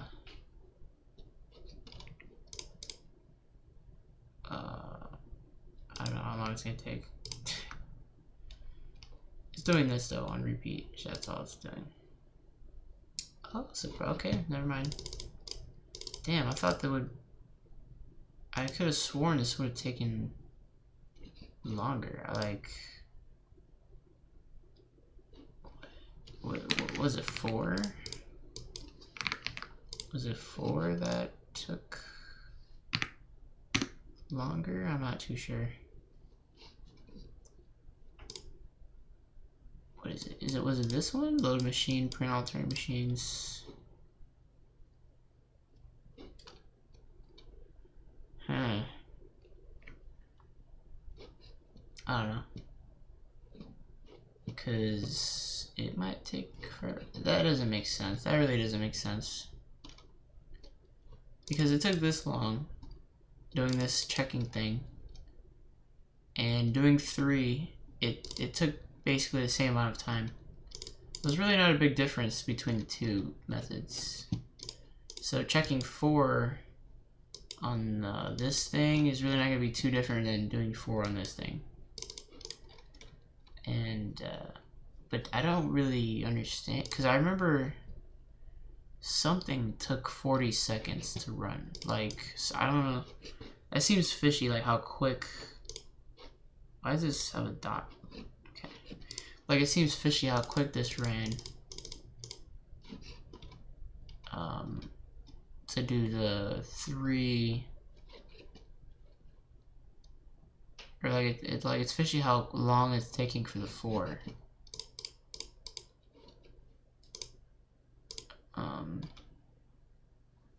Damn, bro. I don't know. I do not know.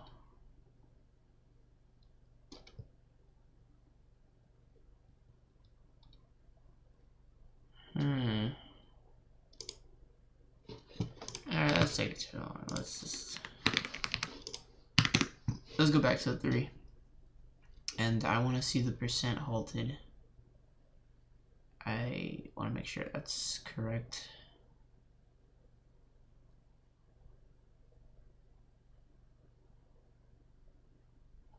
Okay, so I got this many halters. So I'm gonna go in here and search this up alongside Turing. Yeah. So that, oh wow. Oh my god, the number of Turing machines that halt for the 4 state is massive. This one is already a lie, right? It's like 7 million something. 7 million something. This one is goddamn. This is an insane number. How do you even check that many? 11 trillion. No, what am I saying? Million. Oh, okay, it's 11 billion. Right? Am I going insane? Have I forgotten the simple goddamn... This 7 million. Yeah, okay. So this is 11 billion. So that's a lot of machines at halt for the 4 state. So I wouldn't be too concerned. Okay, wait, I do have a... okay, wait, what if I search up Turing? Number of... I just want to know the number of Turing machines. So yeah. Yeah. F5 tuple, whole Turing, not Turing machines. Yeah, I did get that, I think. So 1.6.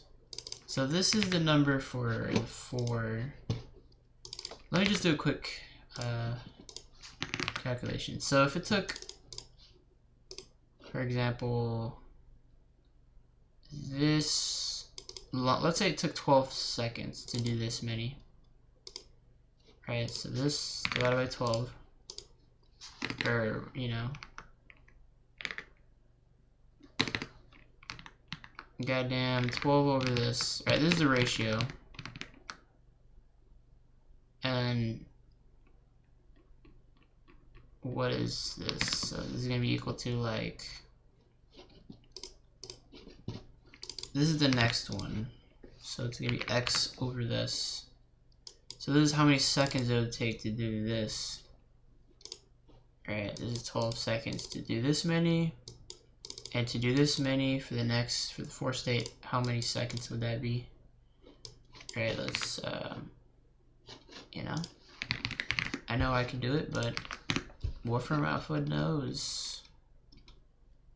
Wolfram Alpha knows. So let's do the decimal. So let's copy that. So we got this right there. So it'll take this many seconds. Alright, so let's just take a look-see, quick calculation. Okay, great. So this many seconds, this many minutes, and this many hours. So it would take 5 hours to do the 4 state, enumerate all the 4 state thingies, apparently. So 5 hours. That's a long time, my friends. I'm assuming we could cut that time shorter by writing the program using the goddamn this thing and splitting the workload, right? Because I have multiple cores, so I don't really know how much quicker it'd be. Probably like multiplicative. Let's just say it'll be a certain amount of time quicker. I don't know. Cause like if this was on one core, if this was running on one core, alright, and I have, I don't know, 12 cores, right? Alright, 12 logic, well this says there's 6 cores, so let's just say 6. So, this is for one core, the time it would take. Right, so 1 core, and then in 6 cores, how long would that take? Wolfram Alpha, tell me that. It would be that much. Is that a greater number? Is that number even larger than the one I put in? It's supposed to be shorter. 109,860.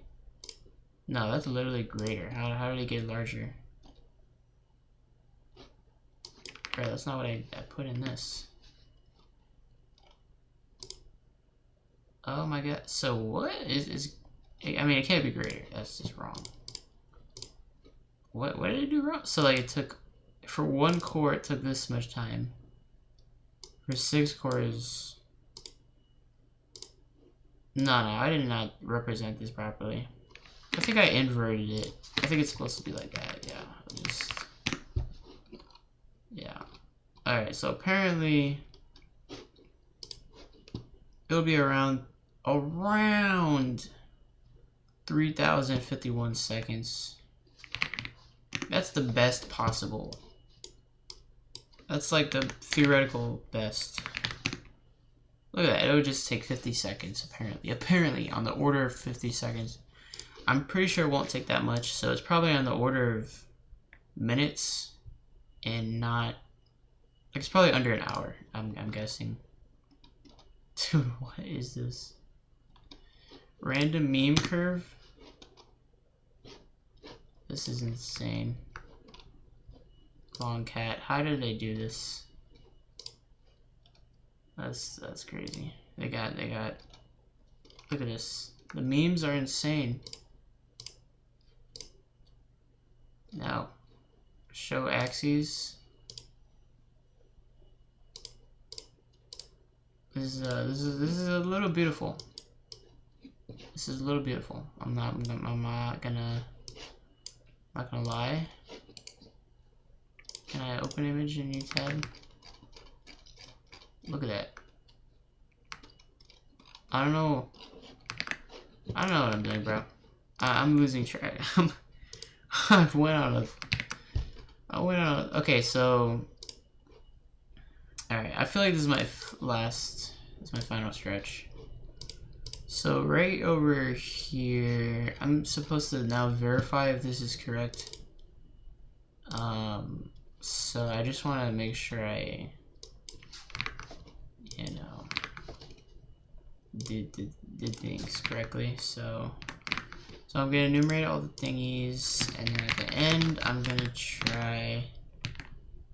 I want to print out a few things. First thing I want to print out is this. See how many strings that we missed. So strings greater than a certain length.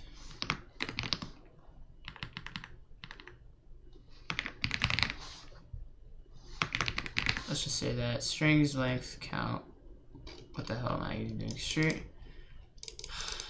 This is right here. Strings greater. Why did I complicate? Why do I complicate things, guys?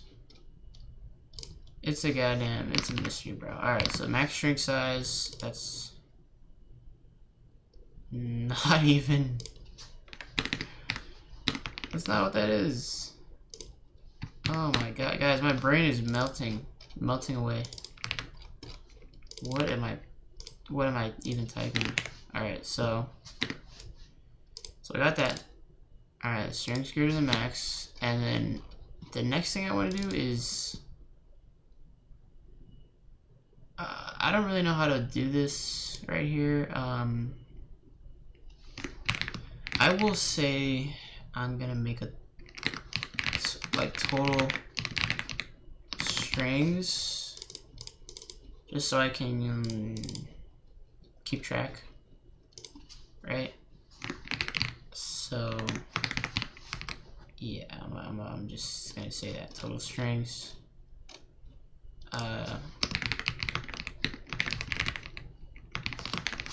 Yeah. Okay, so I'm gonna run this, and I don't know what to do with the string frequencies. I don't know what to do with that to sort of check. Oh, okay, apparently I have encapsulated all strings. Apparently all the strings are length 14 or less. I don't know if that's true. So what I think I'm gonna do is enumerate all the strings of that, and then just check all of them. Probably I can do that and like add them up, add them all up, see if they add up to, you know, plus this, just like a sanity check, you know, see if they all equal to the same thing. See, like, the distribution of strings. Also, is this number even correct? 758 thing. So what is this? Total strings. Strings greater than max. Right, so output length. So this string apparently should be equal to the number of halting thingies, which it almost is. This is kind of weird. Okay.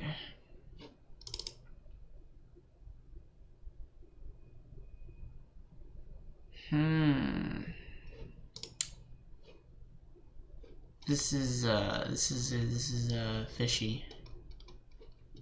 This is a little fishy. I think there's a bug somewhere.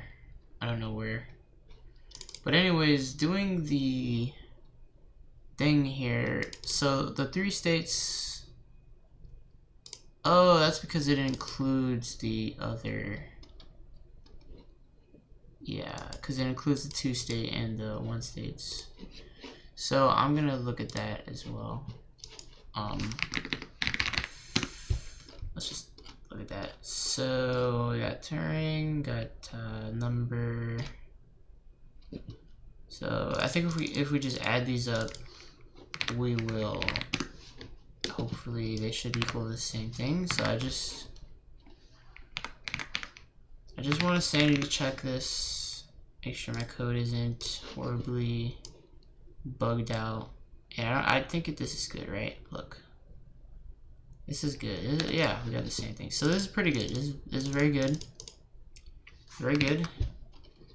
So that's at least proof that the halting thing is working. We know which one's halt, and yeah, we are going into the correct. I don't know, man. I don't know. We're doing something right. What was it? Total strings? Yeah, total strings is correct. So that's good. But these two, I don't know. Apparently, none of the strings for these, for the 1, 2, and 3 state Turing machines, none of them generate an output greater than 14. With length greater than 14. So that's, I mean that's good that's good news, right? They didn't get too complicated. That's good. So that's cool. That's cool.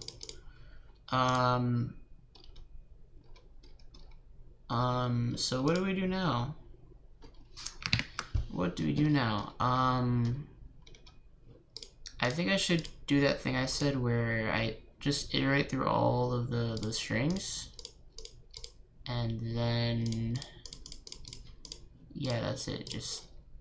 I'm just gonna iterate through all the strings and sanity check, you know, check if they add up, you know, and all the frequencies add up. Yeah, so I'm gonna do that somewhere. So I'm gonna make a thing for that to generate binary strings of a certain length, and I don't know where I'm gonna put that. I think because what the hell? Why did I just put? Oh no, I remember why I did that. Also, that's just, yeah, okay. So right here, how I did this was kind of cringy. It was kind of cringy. The algorithm I use, I don't know, it just seems a little weird. Also, this is weird with the tabs. Kind of weird.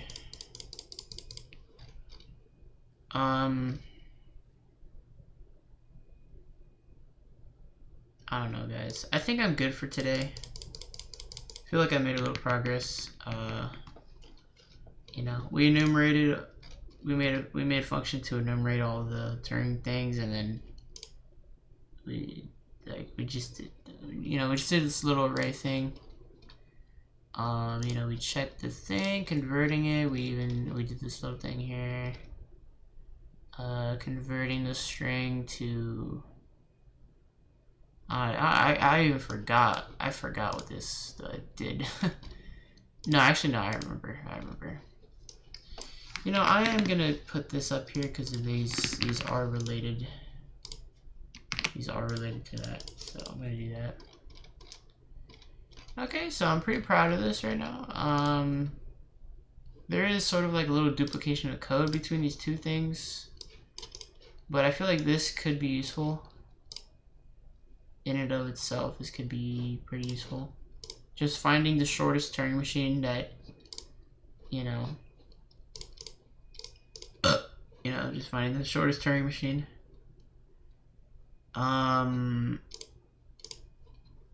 Yeah, so what I'm gonna do is I want this to return the state that it was on when it did do that, so maybe that can be used to calculate maybe the complexity, a bound, an upper bound on the complexity for the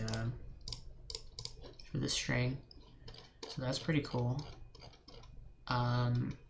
But yeah, I'm gonna call it here, guys. So thank you guys for watching. If you did, leave a like and subscribe. If you have any suggestions, any questions, or anything, just put them down in the comments. I read the comments, and yeah, I'll see you guys in the next one. Peace out.